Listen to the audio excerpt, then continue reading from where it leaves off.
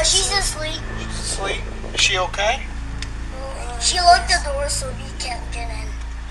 When's the last time y'all saw her awake? She was awake, yesterday. Yesterday? The cops have just arrived for what is supposed to be a routine welfare check, but almost immediately, subtle warning signs begin to emerge. Is the door locked? Yeah. Ma'am, police department. Need to speak with you real quick. I think she can't hear you. Can you bang on the door loud?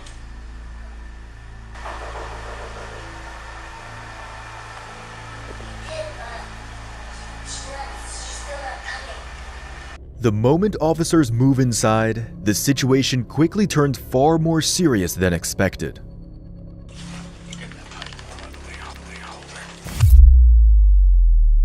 It all started on May 1st, 2019, when a woman called police in Alvin, Texas, worried about her daughter Jessica Taylor Sullivan, who had suddenly stopped answering calls. Days earlier, Jessica had been in a violent argument with her husband, Brandon Tyrone Garrett, who grabbed her by the throat, leaving her fearing for her life. She went to the hospital and was cleared, but things didn't settle. Soon after returning home, Jessica warned her sister that Brandon was back and armed. She planned to leave him. Then, without warning, all contact stopped. Officers were sent for a welfare check, and there, the first thing they saw was something no one wanted to encounter in a situation like that. 01073958, 01073958. Hi, how are y'all doing? Where's your mama at? Oh, she's asleep. She's asleep. Is she okay? She locked the door so we can't get in. So, Okay. would you mind waking her up? Tell her that the police are here? We just want to talk We just to want her. to talk to her. She's not in trouble. We just She's want to not talk. in trouble. You're not going in jail? No, of course not. Where's your daddy at? He's not here, I think. He's not here? No. You think? Okay. Or He's at a trip at the town. Oh, out of okay. town? Okay. I don't know that he's gonna come at. Seeing Jessica's children at the door is stressful enough for the officers. They almost immediately notice questionable marks of a struggle that are visible on the door. Something feels off. How old are you? 4 and 5. You're 5? Oh my goodness. I had a birthday yesterday. Well, happy birthday. Is your mama okay? Yeah. Okay. Y'all supposed to be in school today? Yeah, but my mom's not awake. When's the last time y'all saw her awake? She was awake, yesterday. Yesterday? Was your dad home yesterday? No. Okay. Did you see if she can wake up? We can talk to her. I'm coming back. With what the children have said so far, the situation already sounds suspicious. But the officers are at a crossroads. Without an adult present, they can't enter the home. So they wait and try to proceed carefully. But soon, more obstacles come up. Is the door locked? Yeah. Ma'am, police department. Need to speak with you real quick. I think she can't hear you. Can you bang on the door loud?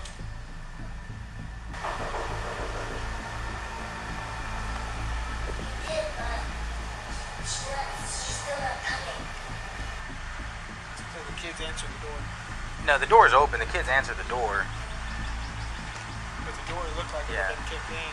Santucci said it looks like it's been kicked in, but we don't know how recent or old that is. Okay, we'll do. With the signs continuing to mount, the officers on scene have to get special permission from their superior to enter the house. What they encounter upon entering the house is haunting enough to leave even seasoned officers shaken. Jessica, this is Officer Irwin out of the police department. You okay?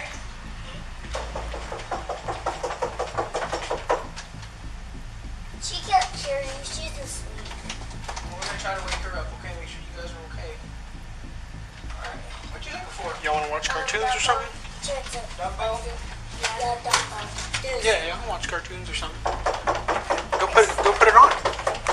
Go put it on. Jessica, this is Officer Irwine, Down Police Department. We're here for welfare concern. Check on your well-being. You okay in there? Which one's your mom? That's my dad and my mom's room. Tell them to go sit. Hey, y'all go sit in y'all's room, please. I think she's in the bathroom. Yeah, y'all go sit in the room. Okay. I'll go sit down for me. 23, 104. You respond over here. What's your name?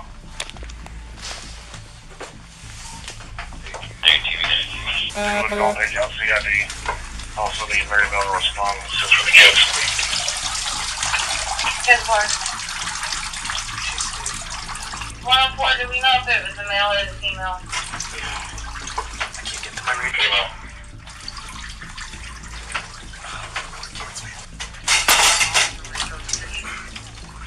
Hang on, get you. I'm on my way over there.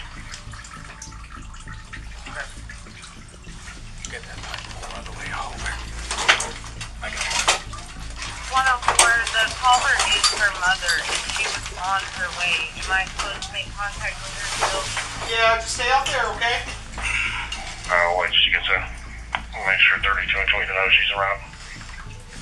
Stay clear on it. Yep. Yeah. That's good right there.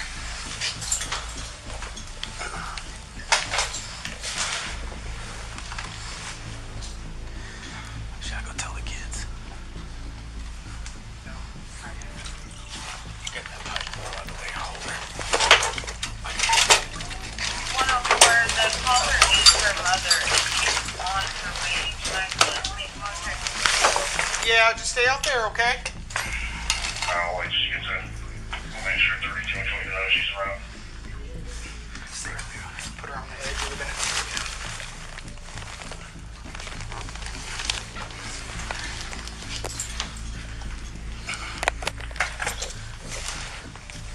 Inside the bathroom, officers find Jessica's cold, stiff body partially submerged in the bathtub. It quickly becomes clear this is not an accident, and the suspicion deepens. Even after the body is discovered, another dilemma remains: how to tell the children. So while one officer handles the scene, another steps away to check on them. I want food. Let's stay in the. Let's I go want in the room. cereal. What's wrong with her? We'll get you some cereal in just a second. Let's go My in the room. favorite is bouncer.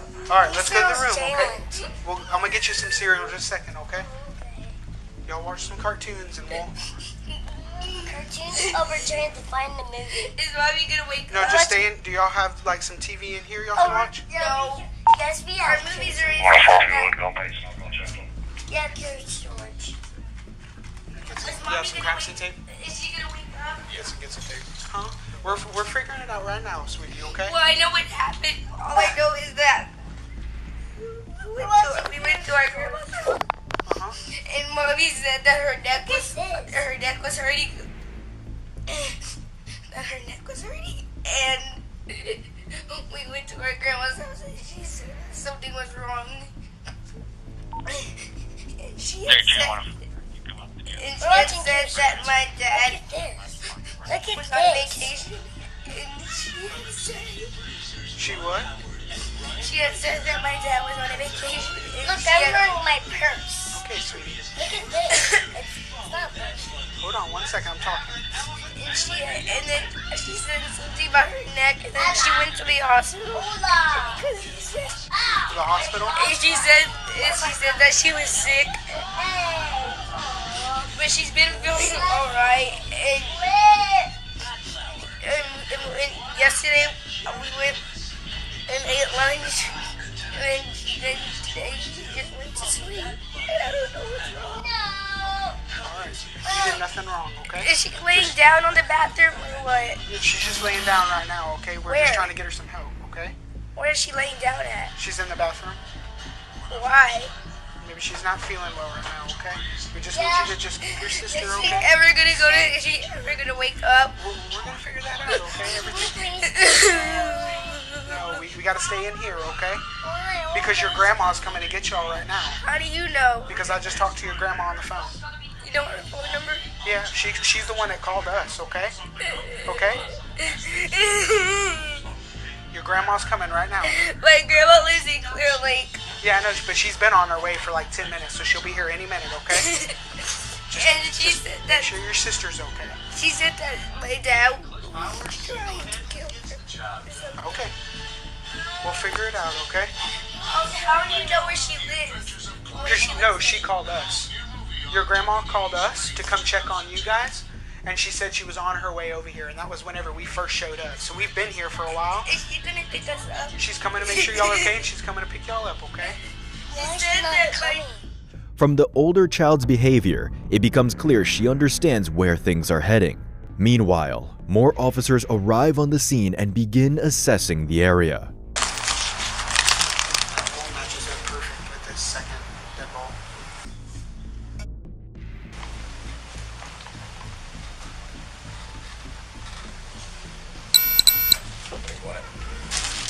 Downstairs.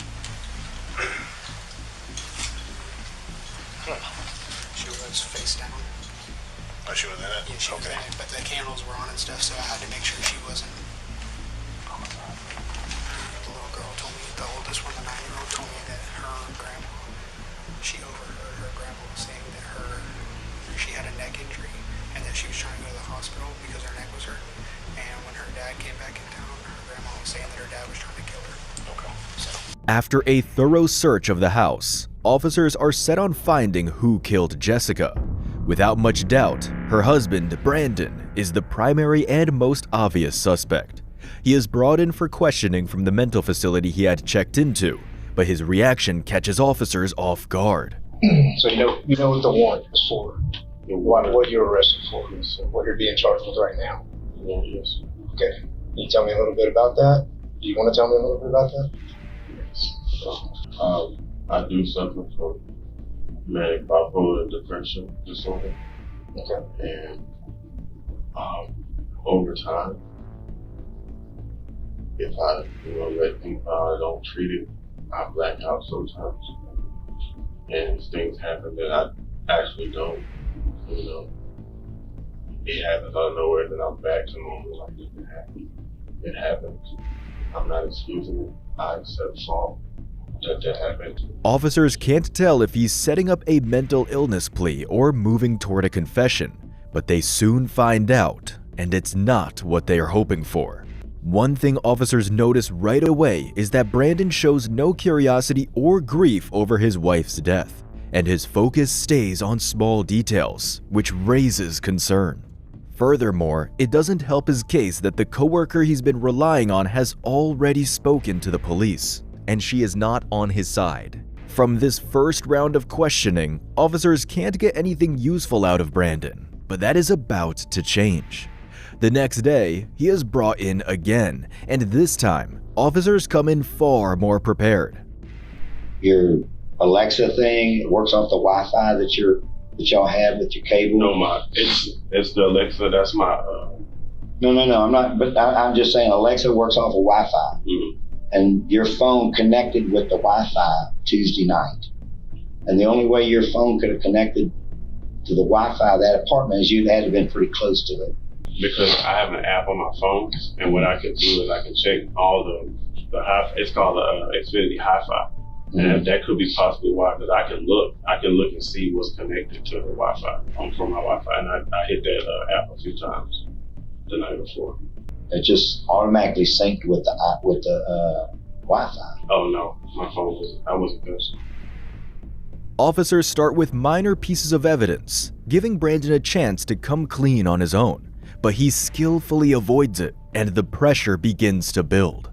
The license plate readers picked your car up coming to Alvin about 9 o'clock. You were at, It was off of 288. I forgot I can get the cross section. It was off 10 o'clock. Yeah, there's no doubt about that. I didn't know in front of it. Brandon can feel officers aren't letting him off that easily this time. The walls are starting to close in on him. It is getting clear from Brandon's body language that he is starting to panic, realizing there may be no way out. What he says next is even harder to believe. Was it on purpose or accidental? She told me. I can't hear you. She told you to. Who told you to? Brandon, look at me for a second. Brandon, look at me. Brandon. Who told you? Tell me, answer this. She told Was it you on to. purpose or accidental?